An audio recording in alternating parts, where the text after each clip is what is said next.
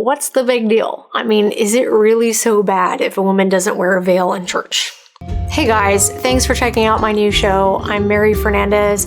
I'm a mom of 5 children with 1 on the way, and I'm also the founder of Housewives.com, where I share natural health tips inspired by Catholic monastic tradition and mystical revelation. I wanted to start this channel to go more in depth, not only on health-related topics, but faith-related topics. And I've actually been wanting to discuss veiling for a long time, but I just never really got around to it. So I thought this would be the perfect topic for this first episode. So veiling is getting discussed a lot lately, especially now that a lot of women, especially young women, are starting to wear the veil. But I don't think the reasons for veiling have really been discussed in depth. I feel like most women, when they start wearing a veil to Mass, myself included, it's because their intuition is telling them it's the right thing to do. They just have a sort of gut feeling about it that it's something they should be doing, especially when they've been making a conscious effort to grow in the spiritual life and to grow in the virtue of humility. I think it just seems like veiling naturally happens. But women and men don't necessarily know the real reasons behind it. They just know that it's been a long tradition. They see the example of the Blessed Virgin Mary wearing a veil, and maybe they want to imitate her. Or maybe they've heard that veiling is an act of modesty and a way of showing the dignity of their femininity by covering their hair. And of course, all of those are good reasons, but today I want to go even deeper. And I want to share with you what the Bible teaches about veiling and what the fathers of the church taught about veiling. Also, is veiling still mandatory for Catholics? Most people would probably assume no, but I'm going to challenge that assumption in just a little bit. But first of all, why don't most Catholic women wear the veil anymore? I mean, veiling is one of the oldest and longest traditions of the church, practiced since the first centuries all the way until the 1960s, when it gradually started to decline. So what happened? Well, you can thank the press, and I'll explain why. In the spring of 1969, during the Second Vatican Council, there was a press conference with Annibale Bugnini. You may remember Bugnini as the guy who architected the modern Novus Ordo Mass. He was the secretary of the Vatican Congregation for the Divine Worship at the time. He was taking questions from reporters who were anxiously wanting to know what was going on inside Vatican II. And one reporter asked if there was any news on veiling. Now, by the 60s, feminism had already picked up tons of steam, so that's probably where this question was coming from. People were wondering, are women still going to be required to wear a veil? Because, the veil really sets women in church apart from the men in church. And that just doesn't sit right with feminists who want to be treated equal and the same as men.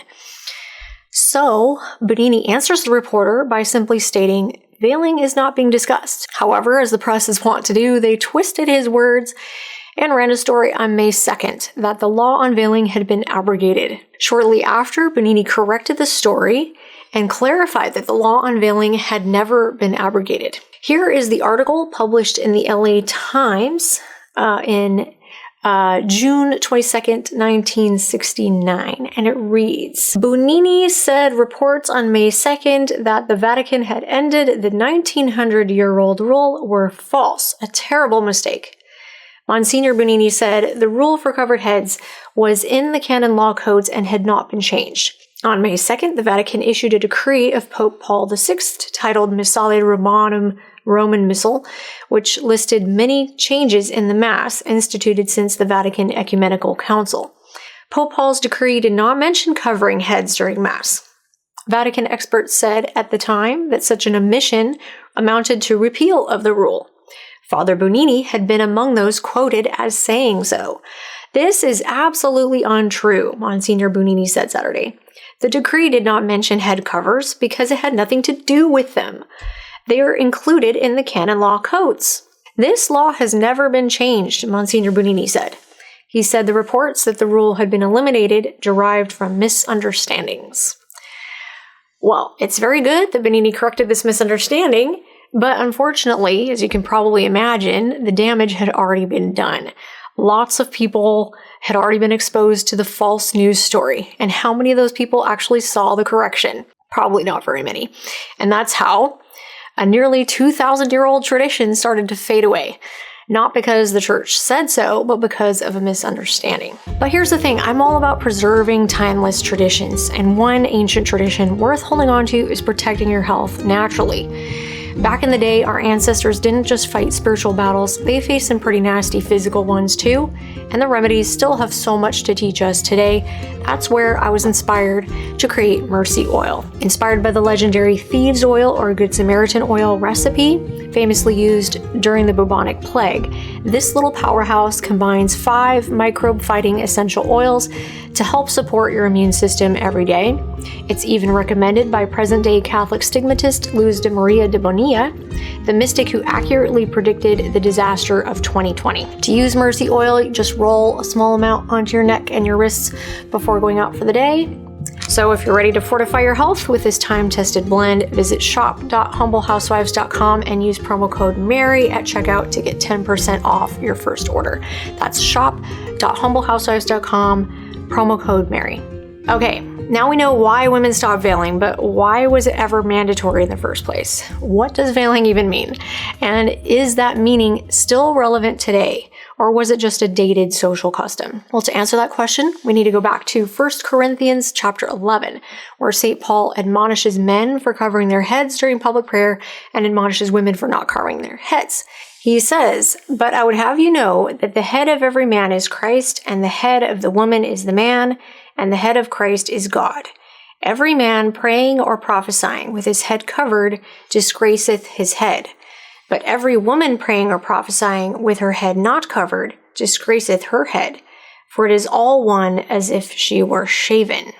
So, how should we interpret these words from St. Paul? The Catholic tradition, defined by the First Vatican Council, is that we take the fathers of the Church very seriously in their interpretation of Scripture.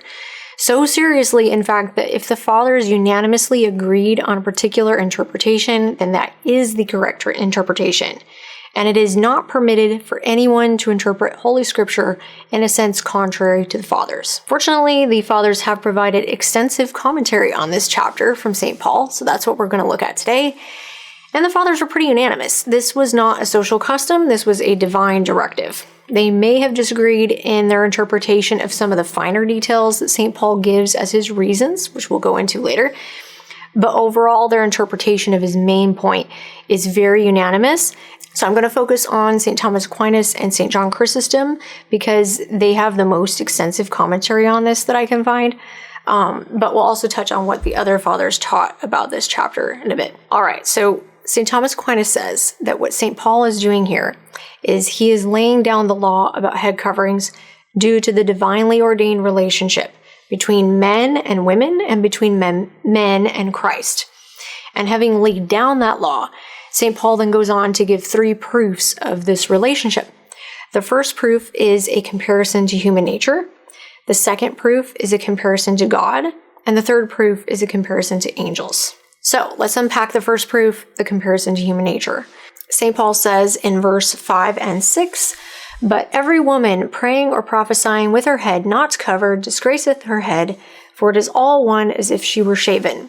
For if a woman be not covered, let her be shorn. For if it be a shame for a woman to be shorn or made bald, let her cover her head." What does this mean? Well, here's what Aquinas says in regard to that verse. In regard to the first, it should be noted that nature, which provides the other animals with aids sufficient for life, offers them to man imperfectly, so that through reason, art, and use, man with his hands provides those things for himself. As it gave bulls to horns for defense, whereas men prepare for themselves arms for defense by reason's direction of the hands. Hence it is that art imitates nature and produces things which nature cannot make. Thus, for the covering of the head, nature gave man hair. But because this covering is not sufficient, man through art prepares himself another covering. So what he's saying here is that nature gives us the inspiration as to what humans should create for ourselves to use. So man sees the bull, for example, has horns for defense and goes, hey, I could make something like that as a weapon for myself, only better, like a sword or a spear. Or in the case of hair, the man goes, okay, this hair on my head protects me from the sun, I should make a hat. And that would work even better to protect myself from the sun. All right, Aquinas goes on The same explanation is true in regard to the natural covering and the artificial. But it is natural for a woman to have long hair, for she has a natural disposition to this, and further, a definite inclination is present in women to take care of their hair. For this is true in the majority of cases, that women take more pains with their hair than men. Therefore, it seems to be a condition suitable to women that they use an artificial covering for the head more than men. Okay, so nature tells us that head coverings are even more suited to women than men because women are naturally inclined to nourish their hair and grow it long. So, what does St. Paul mean by, if a woman is not covered, let her be shorn? Here's what St. John Chrysostom says. And by reducing it to an absurdity, he appeals to their shame, saying by way of severe reprimand, but if she be not covered, let her also be shorn. As if he had said, if you cast away the covering appointed by the law of God, cast away likewise that appointed by nature. And he said not, let her have long hair, but let her be covered, ordaining both these to be one and establishing them both ways from what was customary and from their contraries, and that he both affirms the covering and the hair to be one, and also that she again who is shaven is the same with her whose head is bare. For it is one and the same thing, says he, as if she were shaven.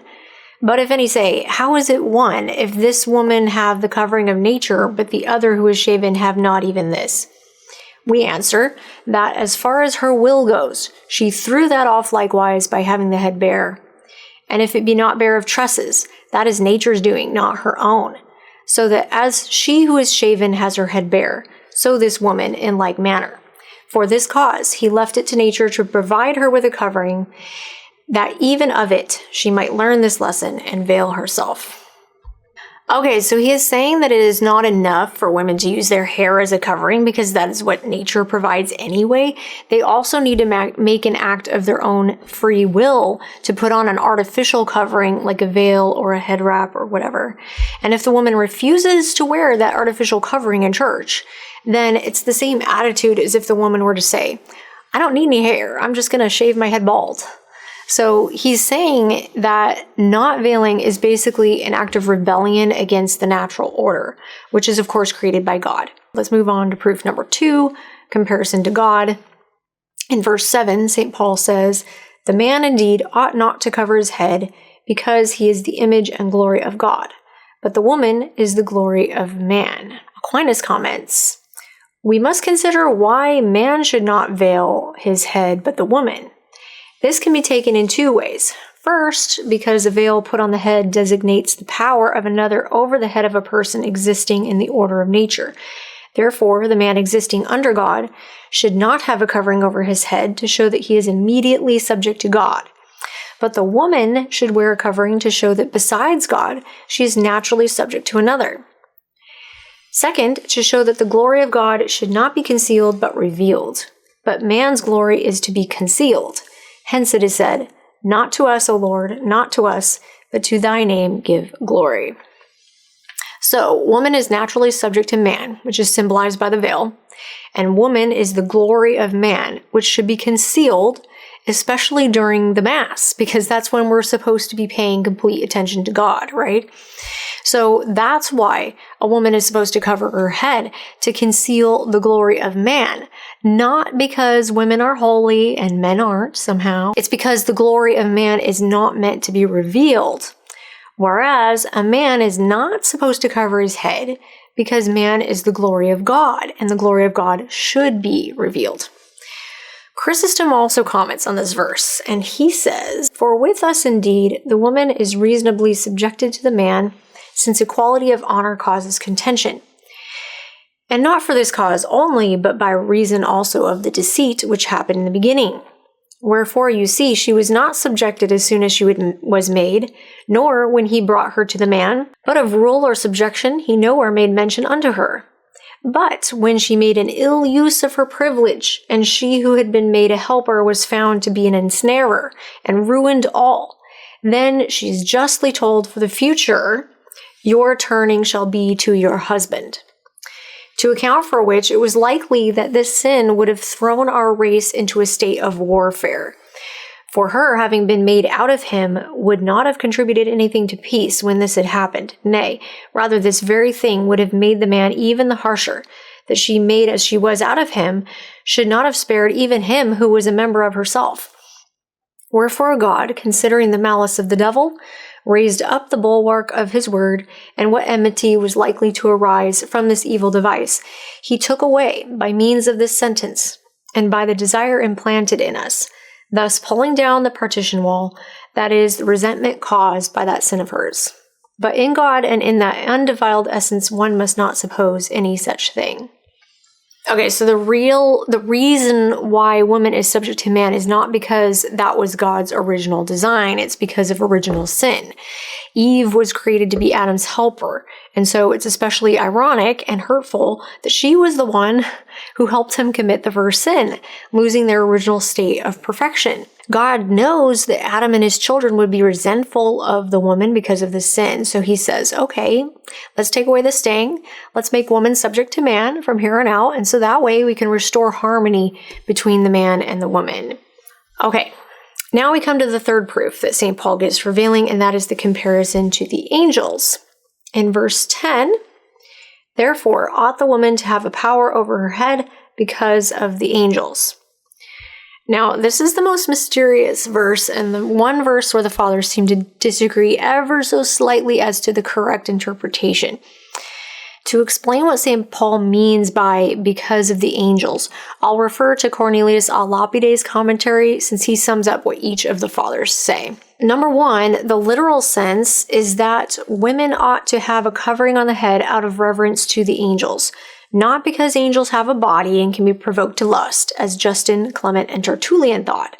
This is an error I exposed in the notes to Genesis 6, but because angels are witnesses of the honest modesty or the immodesty of women, and also of their obedience or disobedience.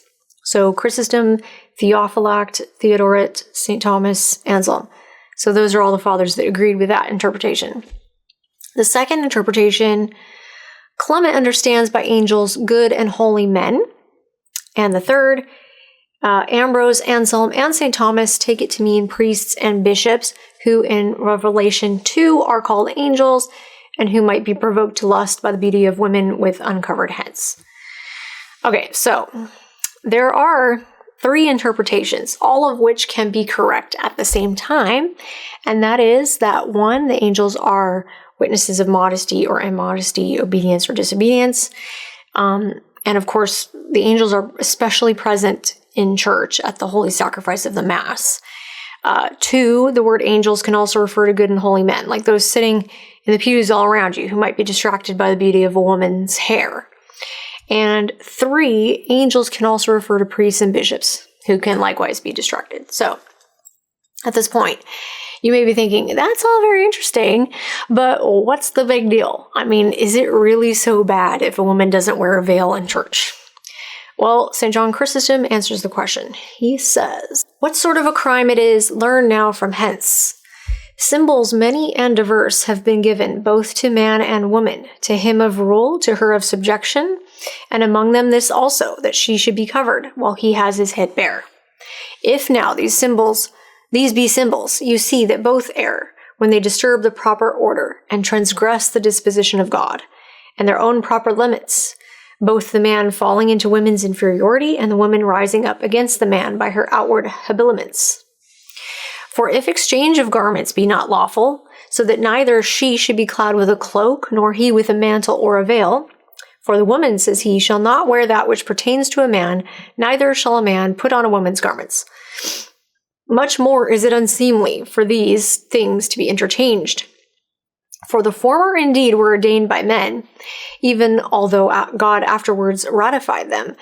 But this by nature, I mean the being covered or uncovered. But when I say nature, I mean God, for he it is who created nature.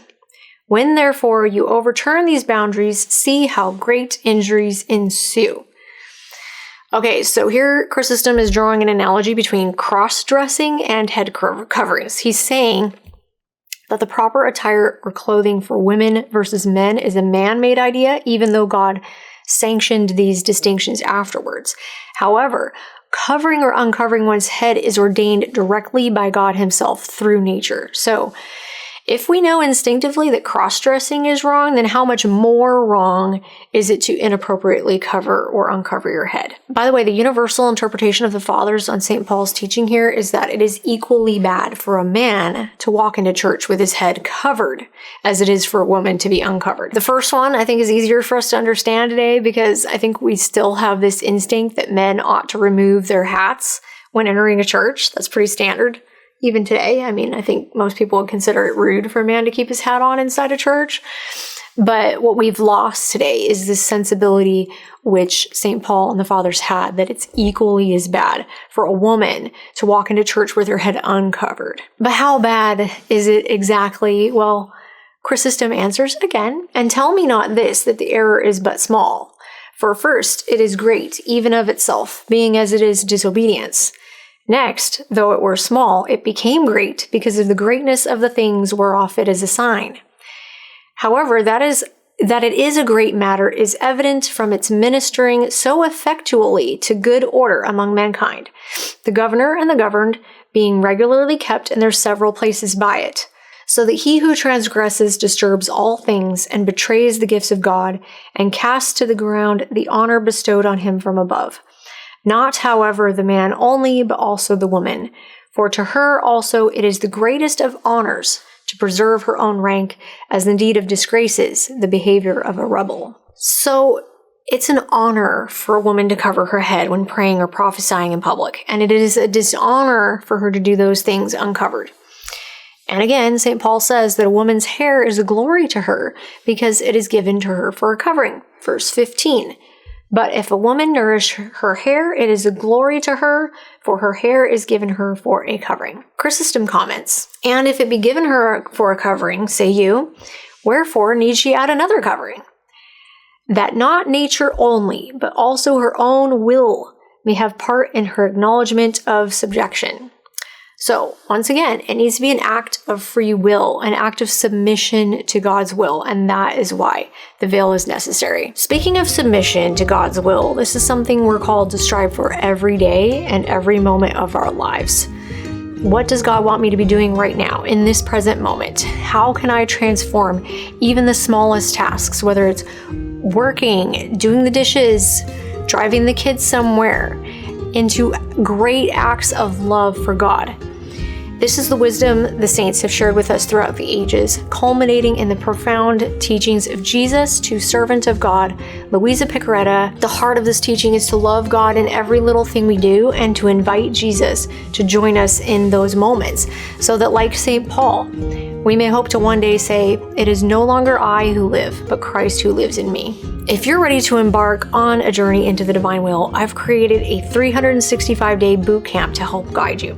It's a simple and powerful way to pray in the divine will and read the daily lessons of Jesus to Louisa.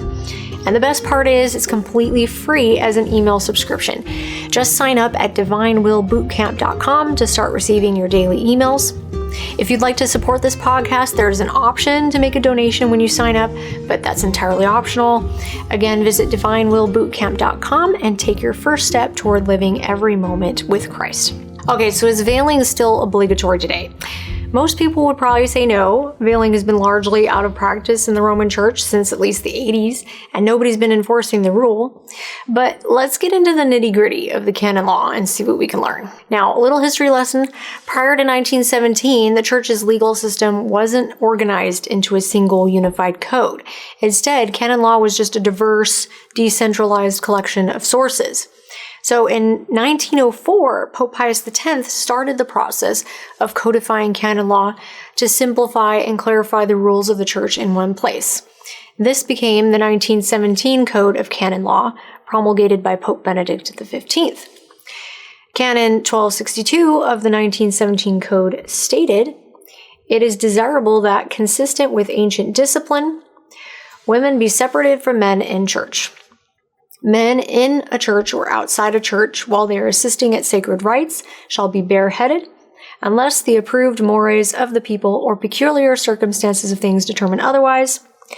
Women, however, shall have a covered head and be modestly dressed, especially when they approach the table of the Lord. However, in 1983, there was a new code put into place, and that code didn't make any mention of head coverings at all. Because of that, many people assumed that veiling was abrogated simply because it wasn't mentioned in the new code. Even today, when people argue against the veil being mandatory, they usually quote Canon 6 of the new code. And here's what Canon 6 says. When this code takes force, the following are abrogated. 1. The Code of Canon Law, promulgated in 1917. So, if you stop reading there, you'd probably assume that veiling was abrogated, right? Because it seems like all the laws of the 1917 code were abrogated and replaced by the new laws of the 1983 code. However, that is not the case because later on in the new code, there's a sort of protection clause which preserves certain laws from the old code. Here's what it says in Canon 28. Without prejudice to the precept of Canon 5, a contrary custom or law revokes a custom which is contrary to or beyond the law, unless it makes express mention of them, however. A law does not revoke centenary or immemorial customs, nor does universal law revoke particular customs. This protection seems to include veiling in church because, veiling is both centenary and immemorial. It's been around for many hundreds of years. And in fact, it's been around since the beginning of the church. So I'm no canon lawyer, but if veiling doesn't apply here, then I really don't know what does. In my personal opinion, women who don't veil are probably not as culpable nowadays because they've never been taught to wear one. They don't know why they should wear one. Nobody seems to be preaching about this from the pulpit. So I don't want to get legalistic here, but now that we've seen what the Bible says and the fathers say, and even canon law, I think it would be really difficult to argue that veiling is just an outdated social custom. Veiling is still relevant today, perhaps even more so today, because we're living at a time when toxic feminism has reached a fever pitch, and it's up to us Catholic and Christian women to do something about that. I think it's time for us to step up and wear the veil.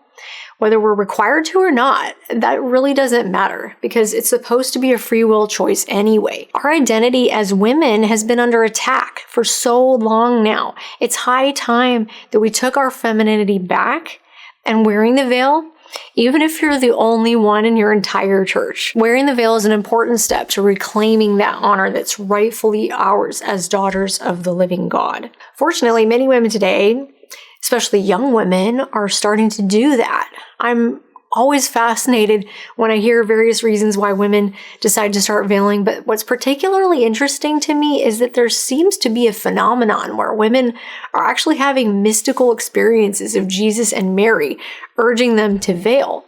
For example, Diana says, "I never veiled. Then I had a holy dream where I was in front of the Blessed Sacrament, and our Lord asked me to wear a veil, and I placed a beautiful veil on. I immediately felt it was pleasing to the Lord. I now always wear a veil to church, and even when I'm praying at home." And there were some replies. Rebecca says, something similar happened to a dear friend of mine. Wearing a veil never so much as occurred to her before. Sherry says, the same exact thing happened to me. In adoration, I heard a voice saying, "Would you wear the veil?" Of course, I said yes and started to do my research on why I was asked. Someone asked her, well, did this dream come out of the blue, or were you kind of contemplating wearing one, but you thought you weren't ready yet? And she says, yes, it was totally out of the blue, and it was more real than real life, and that's how I knew it was a holy dream. It took me 2 weeks before I could wear the mantilla, and it was excruciating drawing attention to myself in that way. But I did it for God, and over time it has become normal. It is what God deserves. Dee says, Our Lady kept giving me visions of women wearing veils years ago. I grew up charismatic Catholic and never saw a Catholic woman wear a veil. I thought she was telling me to become a Muslim. And so I started Googling women that wear veils and found out that Catholic women always wore a veil until Vatican II. At some masses, I saw very old women wearing the veil, and I thought it was because they were widows. I had no idea. But Our Lady not only led me back to the church, but she said to wear the veil. So I bought some beautiful veils. Now I wear them at every mass. Candace says, I had been contemplating wearing the veil for a few months, and then my daughter became very sick in the hospital. The doctors were at a loss and had tried several medications that were supposed to work but didn't get any results. Our Blessed Mother appeared to my daughter in the hospital room one night and talked to her about some troubles she had in life and then healed her. She also sent a message through my daughter for me to wear the veil. When I took my daughter home from the hospital, she told me how beautiful our Blessed Mother is and described what she was wearing. She wore a blue mantle, white gown, and had a crown on her head and scepter in her hand. She appeared as the Queen of Heaven. She talked to my daughter mentally and had pictures of my daughter's life events that she showed her. My daughter said she was more beautiful than any woman on earth. So since Mary's ministry to my daughter and message to me, I have been wearing the veil to Mass for over 2 years now.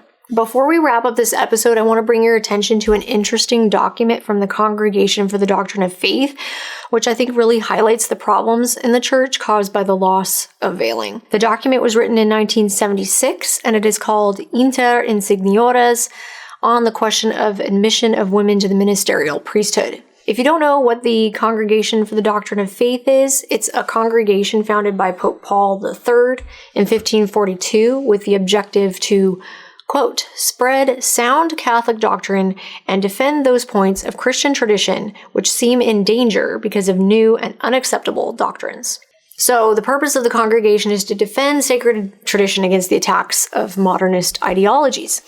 And so the purpose of this particular document was to defend the constant position of the church that women cannot be ordained priests. Interestingly, the topic of veiling comes up in this document to answer an objection against women being excluded from the priesthood. So this is from the paragraph on the permanent value of the attitude of Jesus and the apostles. It says, another objection is based upon the transitory character that one claims to see today in some of the prescriptions of St. Paul concerning women, and upon the difficulties that some aspects of his teaching raise in this regard. But it must be noted that these ordinances, probably inspired by the customs of the period, concern scarcely more than disciplinary practices of minor importance, such as the obligation imposed upon women to wear a veil on their head. Such requirements no longer have a normative value.